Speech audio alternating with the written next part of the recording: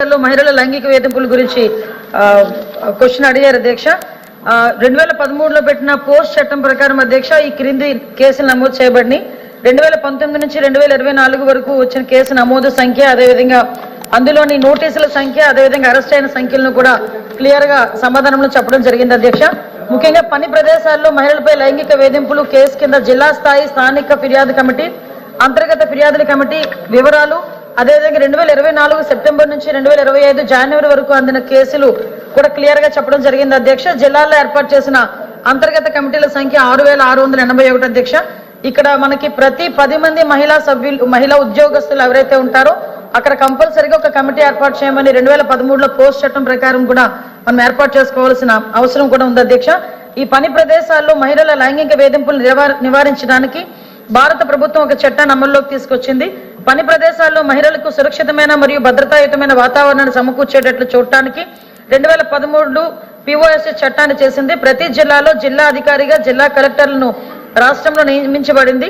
రాష్ట్ర పునర్వ్యవస్థీకరణ అనంతరం రాష్ట్రంలో 26 జిల్లా LCCలు ఏర్పాటు చేయడం అయింది. దీనిలో మునుపటి 13 జిల్లాలు మరియు కొత్తగా ఏర్పాటైన 13 జిల్లాలు కూడా ఉన్నాయి.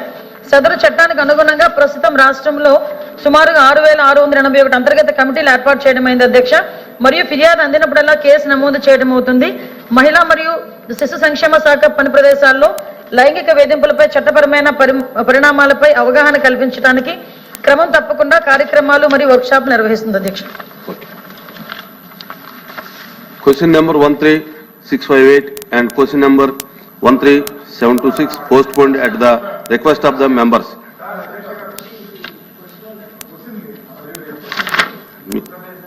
మంత్రి గారు చెప్పిన దానికి మీరు సిగ్నేటరీయా?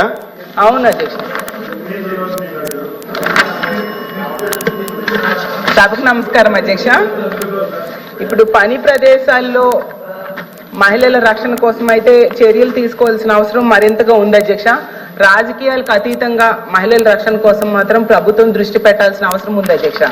యాక్చువల్ చెప్పాలంటే ఈవెన్ నిన్న అసెంబ్లీలో కూడా టీడీపీ ఎమ్మెల్యేలే చెప్తున్నారు అధ్యక్ష, స్కూల్స్ బయట ఉన్న కిరాణా షాప్స్లో ఇలాంటి దగ్గర కూడా మత్తు పదార్థాలు దొరకడం వలన వాటికి బానిస అయ్యి ఇలాంటి అఘాయిత్యాలు చేస్తూ ఉన్నారు అనేది వాళ్ళు కూడా చెప్తున్నారు అధ్యక్ష.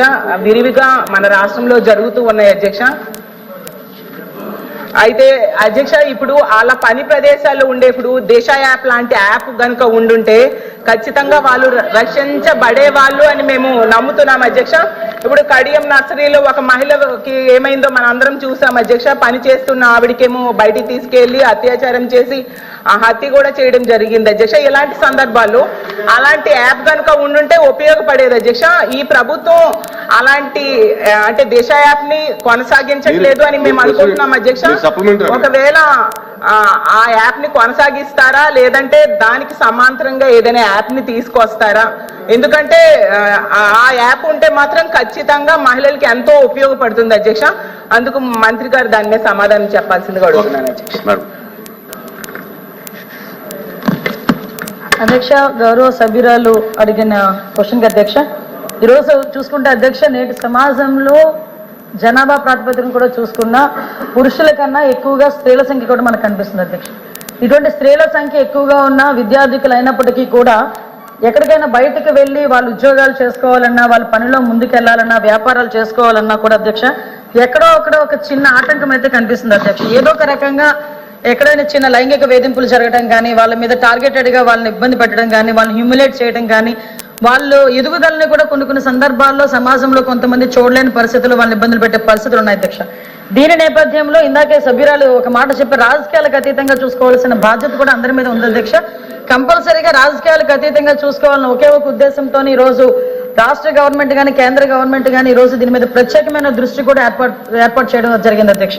దాంట్లోనే చాలా క్లియర్ గా చెప్పాము అధ్యక్ష, మహిళల భద్రత విషయంలో అంటే ఇప్పుడు మహిళలు ఎక్కడికైతే ఈరోజు మహిళ బయటకు వచ్చి చదువుకొని బయటకు వచ్చి ఉద్యోగం చేయటం వరకు ఒక ఎత్తు అయితే, ఆ ఉద్యోగాన్ని సమర్థవంతంగా నిర్వహించడం, క్షేమంగా మార్నింగ్ బయటకు వెళ్ళి మళ్ళీ ఈవినింగ్ ఇంటికి రావడం వరకు కూడా క్షేమంగా రావడం అనేది ఒక ఎత్తు అయిపోయింది అధ్యక్ష.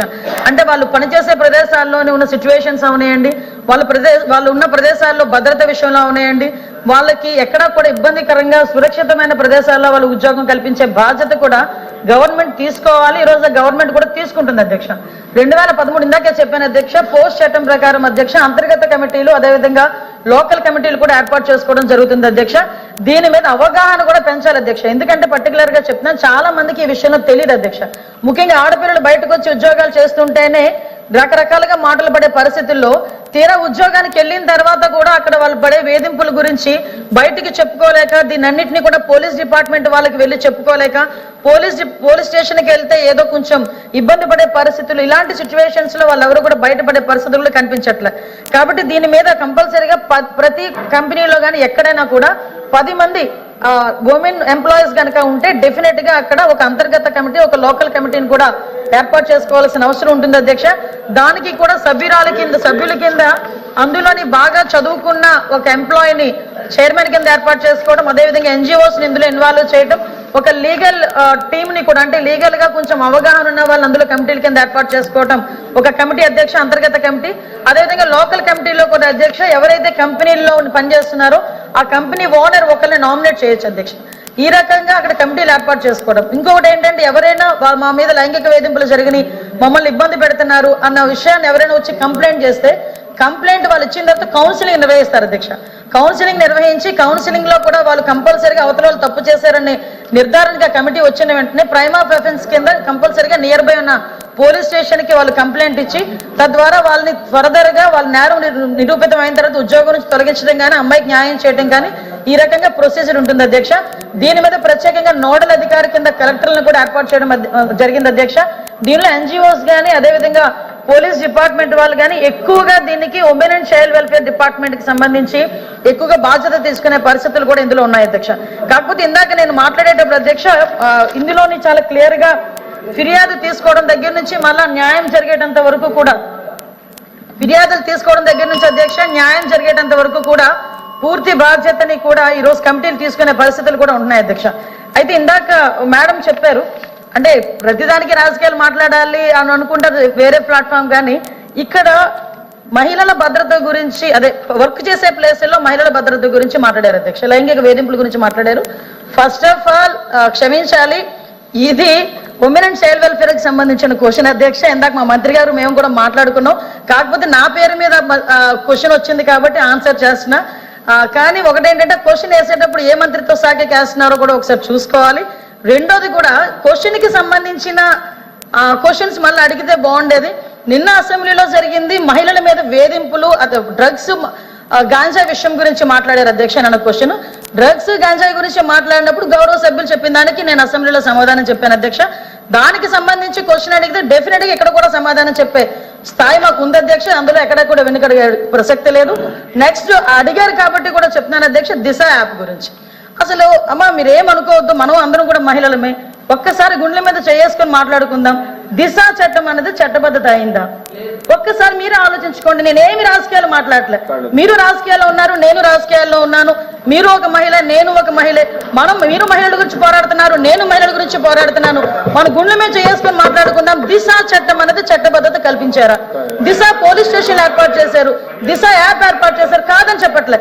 మీరు ఏదైతే దిశ యాప్ వల్ల ఫలానా కడియంలోని ఒక మహిళ హత్య చేయబడింది అది జరిగేదా అని అడిగారు కదా, దయచేసి నాకు అవకాశం ఇవ్వండి. నిజంగా దిశ యాప్ ద్వారా లాస్ట్ లెక్కలు తీద్దాం. దిశ యాప్ ద్వారా ఎంతమంది మహిళలు రక్షింపబడ్డారో ఒకసారి మీరే చెక్ చేసుకోండి.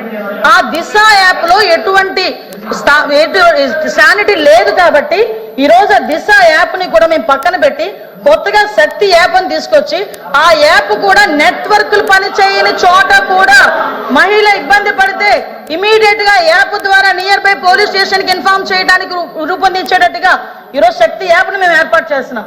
అది ఉమెన్స్ డే రోజు గౌరవ ముఖ్యమంత్రి గారు కూడా శక్తి యాప్ ను కూడా ప్రారంభోత్సవం చేయబోతున్నారని చెప్పడం నేను గర్వపడుతున్నాను. నేను నిజంగా పని చేయని వాటి చోట పక్కన పెట్టండి, పని చేసే వాటిని మీరు ఎంకరేజ్ చేయాల్సిన అవసరం ఉంది. లేని దిశా చట్టాన్ని తీసుకొచ్చి 5 సంవత్సరాలు దిశా చట్టం దిశా చట్టం దిశా చట్టం దిశా పోలీస్ స్టేషన్ దిశా డిఎస్పీ దిశ ద్వారా మేము కంప్లైంట్ ఫ్లోట్ చేసాం. రమ్మనండి ఒక్కసారి దిశ పోలీస్ స్టేషన్ లోని దిశ కంప్లైంట్లు ఇచ్చిన వాళ్ళు ఏ చట్టం మీద కంప్లైంట్లు ఇచ్చారో అటువంటి పరిస్థితుల్లోనే ఈ రోజు దిశ యాప్ గురించి మీరు మాట్లాడుతున్నారు. ఈ రోజు మహిళల భద్రత విషయంలో కట్టుదిట్టమైన చర్యలు మేము తీసుకుంటున్నాం. మహిళల భద్రత విషయంలో మేము కమిట్మెంట్ అయి ఉన్నాం. మహిళల భద్రత విషయంలో ఈ రోజు ఉమెన్ సేఫ్టీ వింగ్ ని కూడా ఏర్పాటు చేయడానికి గౌరవ చంద్రబాబు నాయుడు గారు ముందుకు వచ్చారు. ఏ రాష్ట్రంలోని కూడా ఈ రోజు వరకు కూడా మహిళలకి సంబంధించి ఈ రోజు గంజాయి నిర్మూలించడానికి గంజాయికి సపరేట్ గా ఒక ఈగల్ అని చెప్పి ఒక టాస్క్ ఫోర్స్ సిద్ధం చేశాం. ఈ రోజు ఉమెన్ సేఫ్టీకి కూడా ఉమెన్ అండ్ చైల్డ్ సేఫ్టీకి సెపరేట్ వింగ్ ని ఏర్పాటు చేసుకుని ఒక ఐసీ ర్యాంకర్ స్థాయి ఒక పోలీస్ అధికారిని కూడా నియమించి సెపరేట్ గా వింగ్ ని ఈ రోజు మేము ముందుకు తీసుకెళ్లే పరిస్థితి కూడా కనిపిస్తుంది. దయచేసి వాస్తవాలు గ్రహిద్దాం. మహిళలుగా మనందరం ఉన్నాం. ఇక్కడ చాలా మంది మహిళల పక్షపాతం మీరే అంటారు. మహిళలు ఓట్లతో గెలిచిన వాళ్ళమే ఇక్కడ ఉన్న వాళ్ళు చాలా మంది. మీరు మహిళల భద్రత విషయంలో అబద్ధాలు సత్యదూరాలు మాట్లాడకూడదని ప్రత్యేకంగా మిమ్మల్ని కోరుకుంటూ మహిళల భద్రత విషయంలో మరొకసారి చెప్పిన అధ్యక్ష మేము చిత్తశుద్ధితో ఉన్నాం. ముందే చెప్పాను, రాజకీయాలకు అతీతంగా ఆగండమ్మా. రాజకీయాలకు అతీతంగా మహిళల రక్షణ కోసం మనం మాట్లాడుకుందామని చెప్పాను అధ్యక్ష.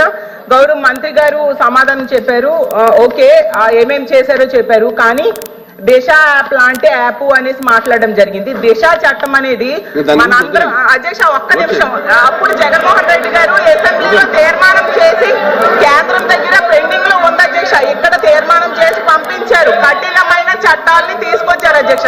దిశ యాప్ వాళ్ళు కూడా వాళ్ళ రికార్డ్స్ లో ఉంటాయి కదండి అధ్యక్ష, తీయమనండి అధ్యక్ష. ఎంత మంది మహిళలు ఫోన్ చేశారు.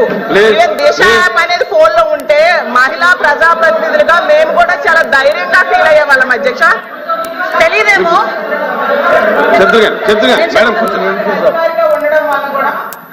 చాలా ధైర్యంగా వెళ్ళి కంప్లైంట్ ఇచ్చేవారు అధ్యక్ష. నేను కళ్ళతో ప్రత్యక్షంగా చూశాను. ముందే చెప్పాను, రాజకీయాలకు అతీతంగా మనం మాట్లాడుకుందామమ్మా. ఇప్పుడు ఈ ప్రభుత్వం వచ్చి 9 నెలలైంది, దిశ యాప్ లేదు కాబట్టి దానికి సమాంతరంగా ఇంకొక యాప్ కావాలి ఈ రాష్ట్రంలో ఉన్న మహిళలకి చెప్పారు. కానీ దిశ అధ్యక్ష కూర్చొని చెప్తారు కానీ రాష్ట్రం నుంచి అనుమతి పొంది కేంద్రం దగ్గర పెండింగ్ ఉంది అధ్యక్ష. వాళ్ళు కూడా కేంద్రంతో ఎలియన్స్ లో ఉన్నారు కాబట్టి ఆ చట్టం కూర్చోండి 1 మినిట్ ఏసరత్నంగా కూర్చోమ్మా థ్యాంక్ యూ వెరీ మచ్. మీరు సూటిగా ప్రశ్న అడిగారు. గౌరవ హోంమంత్రి వర్యులు చెప్పారు, దిశ యాక్ట్ అసలు యాక్ట్ అయిందా లేదా అనేది క్వశ్చన్. ఇక్కడ యాక్ట్ అయిందా లేదా, ఇక్కడ సీనియర్ పోలీస్ ఆఫీసర్స్ ఉన్నారు. రాష్ట్రంలో 5 సంవత్సరాల్లో దిశ చట్టం పెట్టిన తర్వాత అది యాక్ట్ అయిందా లేదా, ఏ సెక్షన్స్ ప్రకారం జరుగుతుంది. 5 సంవత్సరాల నుంచి కూడా ఏదైతే ఐపీసీ సిఆర్పిసి ఏదైతే ఉన్నాయో ఆ సెక్షన్ల ప్రకారం సపరేట్గా పోలీస్ స్టేషన్స్ పెట్టేసేసి జిల్లాకి ప్రతి జిల్లాలో కూడా ఒక మహిళకి ఏదైనా జరిగినప్పుడు వాళ్ళు పోయి పోలీస్ స్టేషన్లో చెప్పుకునే పరిస్థితి లేనప్పుడు మరి ఇక్కడికి వస్తే మరి గౌరవ మంత్రివర్యులకు నేను చెప్తున్నాను, ఇదేదో శిక్షలు పడ్డాయనో లేకపోతే ఇంకేదో జరిగిపోతుందని కాదు, ఇది వాస్తవం అధ్యక్ష. ఏంటంటే ఏదైతే సెటిల్మెంట్ ఉందో ఆ సెటిల్మెంట్ అక్కడ మరి నాకు తెలుసు పోలీస్ ఆఫీసర్స్ అందరూ కూడా అక్కడ ఉన్నారు. ఎంత పర్సెంటేజ్ అంటే సమాజంలో అధ్యక్ష సమాజంలో అంటే స్త్రీలకి ఏ విధంగా మంచి జరుగుతుంది పార్టీలకు అతీతంగా అధ్యక్ష పార్టీలకు అతీతంగా మరి పోలీస్ స్టేషన్కి మహిళా పోలీస్ స్టేషన్కి వెళ్ళిన తర్వాత ఎంతవరకు న్యాయం జరుగుతుందనేది మనం గుండె మీద చేసుకొని చెప్తే ఒక్కసారిగా ఆలోచించినట్టయితే దిశ యాక్ట్ వచ్చిన తర్వాత ఈ యాక్ట్ ఏ పరిధిలో పనిచేస్తున్నదని ఎవరు ఆలోచించట్లేదు అధ్యక్ష. యాక్ట్ ఏ విధంగా పనిచేస్తుంది అని సేమ్ సెక్షన్స్ ఉన్నాయి, సేమ్ పనిష్మెంట్స్ ఉన్నాయి, ఆ చట్టం ప్రకారమే నడుస్తున్నాయి. కానీ దిశ యాక్ట్ అనేది లేదనేది అది ఇక్కడ రాష్ట్ర ప్రభుత్వం చేసింది, కేంద్ర ప్రభుత్వానికి పంపించింది, అక్కడ ఆగింది. కానీ ఇక్కడ సోదరి మనులకు ఏ విధమైన న్యాయం జరుగుతుందనే దాంట్లో మనం అందరం గుండె మీద చేసుకున్నట్టయితే చాలా వరకు విడిపోయే కుటుంబాలు చాలా వరకు జత చేయడం జరిగింది. 21 రోజులు మంత్రి గారు చెప్పండి. అధ్యక్ష వాళ్ళు అడిగారు క్వశ్చన్స్ సమాధానం చెప్పాల్సిన బాధ్యత నాకుంది. మంత్రి గారు మీరేం చెప్పదలుచుకుంటే అధ్యక్ష గౌరవ సభ్యురాలు దిశ యాప్ గురించి ఎంతమంది నేను అదే చెప్తున్నాను సార్. దిశ యాప్ గురించి ఎంతమంది డౌన్లోడ్ చేసుకున్నారు, ఎంతమంది ఫోన్లు చేశారు అన్నారు అధ్యక్ష. ఇక్కడ కాంట్రవర్సీ కాదు కానీ దిశ యాప్ ని టార్గెట్లు పెట్టి మగాళ్ళ చేత కూడా దిశ యాప్ ని డౌన్లోడ్ చేయించుకునే దౌర్భాగ్యమైన పరిస్థితి లాస్ట్ గవర్నమెంట్ లో కనిపించింది అధ్యక్ష. కాదని చెప్తారేమో అడగమనండి, గుణమే దానికి సమాధానం చేసుకుని చెప్పండి. అదొకటి అధ్యక్ష. నిజంగా దిశ చట్టం అనేది ఇప్పుడు పోలీస్ ఆఫీసర్ మన గౌరవ సభ్యులు పోలీస్ ఆఫీసర్ ఆ పోలీస్ ఆఫీసర్ వినండి, నేను చెప్తున్నాను కదా, వినండి ఎందుకు గొడవ పెడతారు? నిజమా కాదా? దిశ యాప్ ని మగాళ్ళ చేత కూడా డౌన్లోడ్ చేసుకున్నారని చెప్పారండి.